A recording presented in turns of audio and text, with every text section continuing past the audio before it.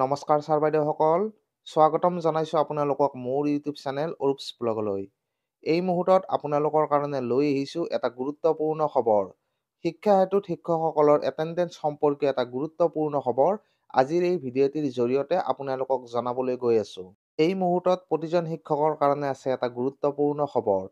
শিক্ষকসকলৰ daily attendance সম্পৰ্কীয় এটা গুৰুত্বপূৰ্ণ খবৰ আমাৰ হাতত আহি পৰিছে আৰু আজিৰ এই ভিডিঅ'টিৰ জৰিয়তে আপোনালোকক তাকেই জনাবলৈ গৈ আছোঁ। ছাৰ বাইদেউসকল, আপোনালোক নিশ্চয়কৈ অৱগত যে প্ৰত্যেক বছৰে গুণোৎসৱত শিক্ষকসকলক ৰিচাফল কৰা হয়। একেটা ক্লাষ্টাৰৰ শিক্ষকসকলক নিজৰ ক্লাষ্টাৰৰ ভিতৰতে বিভিন্ন বিদ্যালয়ত ৰিচাফল কৰা হয় আৰু এইবাৰৰ গুণোৎসৱত অৰ্থাৎ গুণোৎসৱ 2024ৰ ক্ষেত্ৰত আমি লক্ষ্য কৰিলে দেখা পাম যে পূৰ্বৰ তুলনাত এইবাৰ গুণোৎসৱ 2024ত বৃহৎ সংখ্যক শিক্ষক শিক্ষয়িত্ৰীক ৰিচাফল কৰা হৈছে।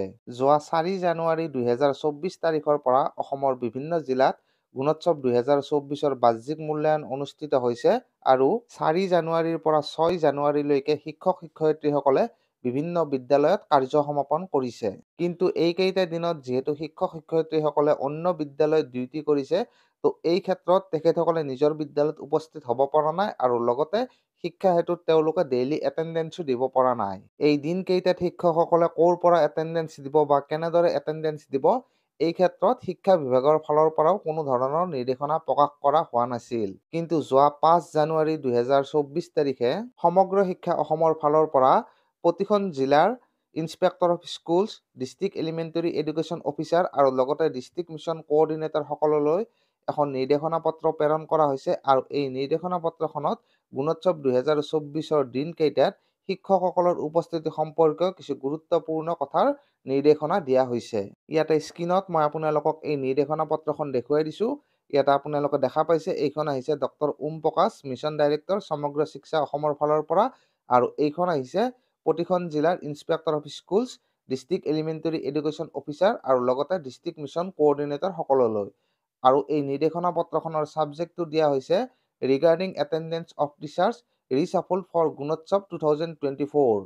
অৰ্থাৎ গুণোৎসৱ 2024ৰ কাৰণে ৰিচাফল কৰা শিক্ষকসকলৰ এটেণ্ডেঞ্চ সম্বন্ধে এই নিৰ্দেশনা পত্ৰখন প্ৰেৰণ কৰা হৈছে। আৰু ইয়াতে কোৱা হৈছে, sir or madam, with reference to the subject cited above, it is to inform you that the teachers who have reshuffled for Gunotsav 2024 duty in different schools are not required to give attendance in Shiksha Setu app during the allotted days of Gunotsav. অৰ্থাৎ গুণোৎসৱ 2024ৰ দায়িত্বৰ বাবে যিসকল শিক্ষকক ৰিচাফল কৰা হৈছে, সেই শিক্ষকসকলক যিকেইটা দিনত ৰিচাফল কৰা হৈছে সেই দিনকেইটাত শিক্ষা হেতু এপত ৰিচাফল কৰা শিক্ষকসকলে ডেইলি এটেণ্ডেঞ্চ নিদিলেও হ'ব বুলি এই নিৰ্দেশনা পত্ৰখনৰ জৰিয়তে নিৰ্দেশনা দিয়া হৈছে। আৰু লগতে ইয়াতে কোৱা হৈছে, further the teachers who have not assign any schools for Gunotsav 2024 duty will not present in the parent school on the day of external evaluation. অৰ্থাৎ যিসকল শিক্ষকক অন্য বিদ্যালয়ত গুণোৎসৱ 2024ৰ ডিউটি দিয়া হোৱা নাই, সেইসকল শিক্ষকে নিজৰ বিদ্যালয়ৰ এক্সটাৰ্নেল ইভেলুৱেশ্যনৰ দিনা নিজৰ বিদ্যালয়ত উপস্থিত নাথাকিব বুলি ইয়াতে কোৱা হৈছে। তো ছাৰ বাইদেউসকল, নিশ্চয়কৈ এটা গুৰুত্বপূৰ্ণ খবৰ। কিছু পলমকৈ হ'লেও গুণোৎসৱ 2024ত ৰিচাফল কৰা শিক্ষকসকলৰ ডেইলি এটেণ্ডেঞ্চ সম্পৰ্কীয় নিৰ্দেশনা সমগ্ৰ শিক্ষাৰ ফালৰ পৰা প্ৰকাশ কৰা হৈছে।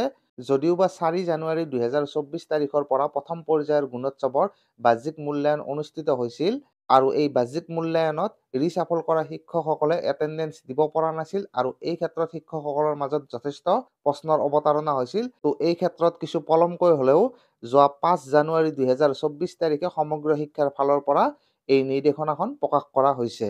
তো ছাৰ বাইদেউসকল, আজিৰ ভিডিঅ'টিত আপোনালোকৰ কাৰণে এই খবৰটোৱে লৈ আহিলোঁ। আশা কৰিছোঁ এই ভিডিঅ'টি আপোনালোকৰ কাৰণে যথেষ্ট উপযোগী হ'ব।